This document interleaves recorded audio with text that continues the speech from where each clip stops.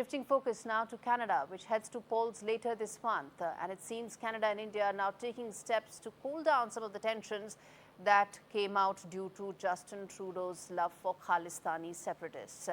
Even considering sending back envoys after tit-for-tat expulsions that took place last year. Some reports indicate that there could possibly even be a meeting between Prime Minister Modi and his Canadian counterpart, who will of course be chosen after the elections of April 28th. How significant these reports are, and is the India-Canada relationship now on the upswing? Let's get in Terry Milewski, who's a senior journalist, joining me from Canada.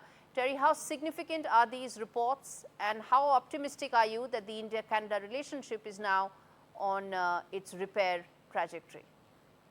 Well, I think that the developments are significant, number one. And number two, I think they make obvious sense. It's a pretty feeble performance of two giant trading nations that they only have $8 billion in annual trade between them. It's long been the intent of both governments to improve that. And now, of course, there is an additional incentive to do so because they're both going to be hit by Trump tariffs. So they're looking for other customers and other buyers. So that's the first thing.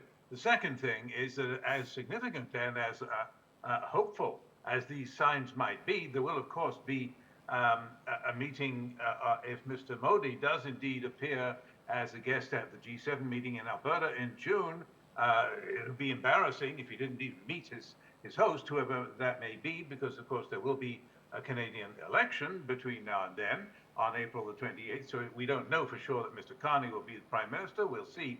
But despite all of this, there are a lot of problems in the way of improving relations. To wit, there's this little matter of murder.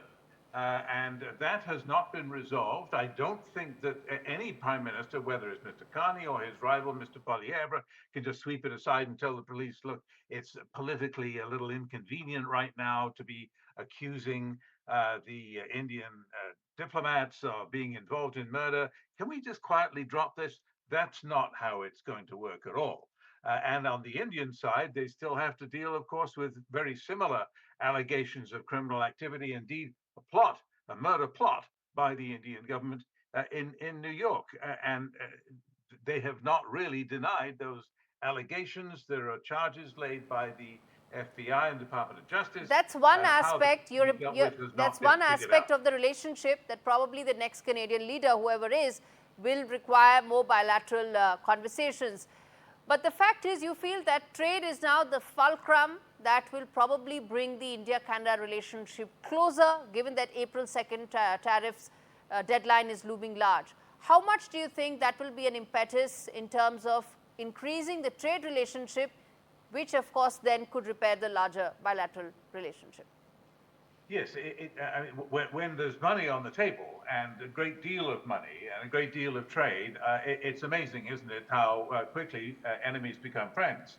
And Canada and India have been enemies at the time that all of this developed. At the time that Hardeep Singh Nijjar was assassinated, gangland style, in British Columbia in September of 2023, at that time, there was already a negotiation underway for a free trade agreement between Canada and India.